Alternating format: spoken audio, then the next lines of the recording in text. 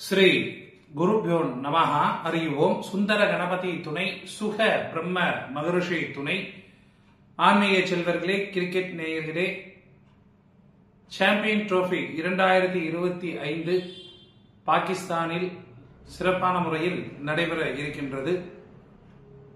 8 அணிகள் பங்கேற்கும் இந்த போட்டியில் வெற்றி பெறுவது யார் மற்றும் அதிக ரன்களை விளாசக்கூடியவர்கள் யார் மற்றும் கோப்பையை வெல்லக்கூடியவர்கள் யார் என்பதை எல்லாம் வரக்கூடிய நாட்களில் நாம் தெரிந்து கொள்ள இருக்கின்றோம்.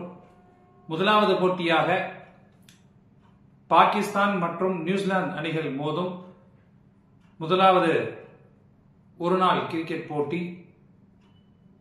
கராச்சி நகரில் மதியம் 2:30 மணி அளவில் நடைபெற இருக்கின்றது. இந்த போட்டியில் வெற்றி பெறுபவர் யார் மற்றும் சிறப்பான முறையில் விளையாடக்கூடியவர்கள் யார் என்பதை நாம் ஜோதிட ரீதியாக தெரிந்து கொள்வோம்.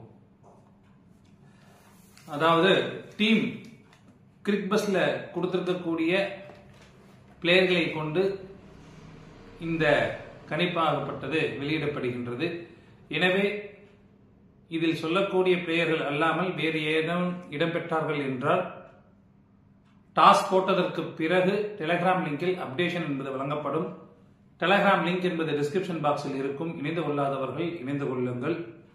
முதலாவதாக பாகிஸ்தான் அணி பேட்டிங் செய்தார்கள் என்றால் சிறப்பாக விளையாடக்கூடிய நபர்கள் பாபர் அசாம், முகமது ரிஸ்வான், ஷவுத் சக்கீல், டி தாஹிர் போன்றோர் ஒரு சிறப்பான பேட்டிங்காக இருக்கும். இதில் கேப்டன் மற்றும் வைஸ் கேப்டனாக பாபர் அசாம் அல்லது ரிஸ்வானை தேர்ந்தெடுத்துக் கொள்ளலாம். ஆல்ரவுண்டராக ஆகா சல்மான் அவர்களை தேர்ந்தெடுத்துக் கொள்ளலாம்.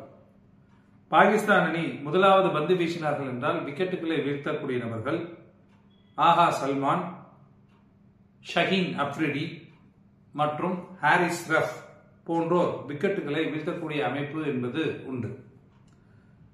இதில் அப்ரிடி அவர்கள் 3 விக்கெட்டுகள் வீழ்த்தக்கூடிய அமைப்பு என்பது தெளிவான முறையில் இருக்கின்றது.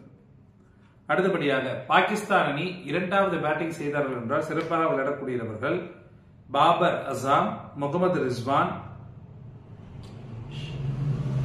டி தாஹிர், ஆஹா சல்மான் போன்றோர் ஒரு சிறப்பான பேட்டிங்காக இருக்கும்.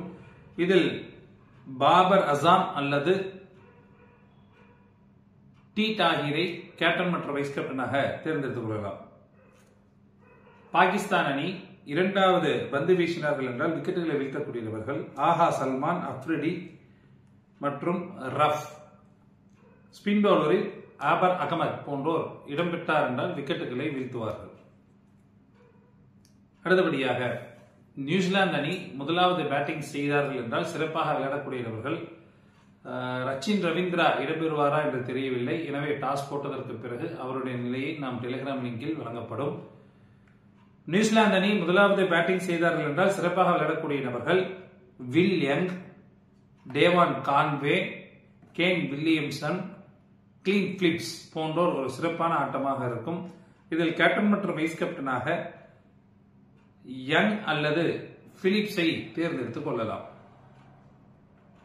நியூசிலாந்து அணி முதலாவது பந்து வீசினார் என்றால் விக்கெட்டுகளை வீழ்த்தக்கூடிய நபர்கள் மேட் ஹென்றி, ஜமீசன் மற்றும் பிலிப்ஸ் போன்றோர் விக்கெட்டுகளை வீழ்த்துவார்கள். இதில் ஹென்றி அவர்கள் 3 விக்கெட் வீழ்த்தக்கூடிய அமைப்பு என்பது உண்டு. அடுத்து நியூசிலாந்து அணி இரண்டாவது பேட்டிங் செய்தார்கள் என்றால் சிறப்பாக விளையாடக்கூடிய நபர்கள் Will Young, Devon Conway, Kane Williamson, Daryl Mitchell போன்றோர் சிறப்பான ஆட்டமாக இருக்கும். இதில் கேப்டன் மற்றும் வைஸ் கேப்டனாக வில்லியம்சன் அல்லது மிச்சலை தேர்ந்தெடுத்துக் கொள்ளலாம்.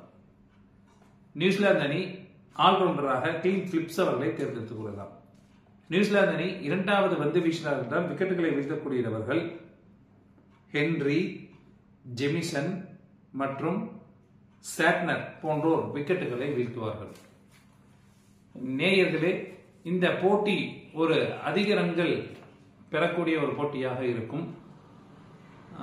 ஒரு 280 330 ரன்கள் வரை செல்லக்கூடிய ஒரு போட்டியாக இருக்கலாம். மற்றும் இந்த போட்டியின் ஹிண்டாக 2 விதமான ஹிண்ட் அப்படிங்கிறது நம்ம இப்போ கொடுக்க போறோம். ஒன்று, கேப்டன் வைஸ் கேப்டனாக ஒரு ஆல்ரவுண்டர் ஒரு பேட்ஸ்மேன் வரலாம், இல்லைன்னா 2 பேட்ஸ்மேன் வரலாம். இதற்குரிய அமைப்பு என்பது இந்த போட்டியில் நடைபெற இருக்கின்றது. அடுத்து இரண்டாவது இன்ட்டாக பேட்ஸ்மேன்கள் எல்லாம், அதாவது 3 விக்கெட் கீப்பர்ஸ், 3 பேட்ஸ்மேன், 3 ஆல்ரவுண்டர் மற்றும் 1 பந்து வீச்சாளர், இப்படி இடம்பெறக்கூடிய ஒரு அமைப்பு என்பதும் இன்றைய தினம் உண்டு. எனவே நீங்கள் டீம் செலக்ஷன் செய்யும் பொழுது அதற்கு தகுந்தாற்போல் செலக்ஷன் செய்து கொள்ளுங்கள். இது மிகப்பெரிய ஒரு இன்ட்டாக உங்களுக்கு உதவும். மற்றும் இந்த போட்டி விறுவிறுப்புக்கும் சுறுசுறுப்புக்கும் பஞ்சம் இருக்காது. இதில் ஏதேனும் மாற்றங்கள் வரும் வகையில் கண்டிப்பாக டெலகிராம் லிங்கில் டாஸ் போட்டதற்கு பிறகு அப்டேஷன் என்பது தங்களுக்கு வழங்கப்படும். டெலகிராம் லிங்க் டிஸ்கிரிப்ஷன் பாக்ஸில் இருக்கும். இணைந்து கொள்ளாதவர்கள் இணைந்து கொள்ளுங்கள். இந்த போட்டி சுவாரஸ்யத்திற்கு நடுவே நியூசிலாந்து அணி தோல்வி பெறுவார்கள். நன்றி, வணக்கம்.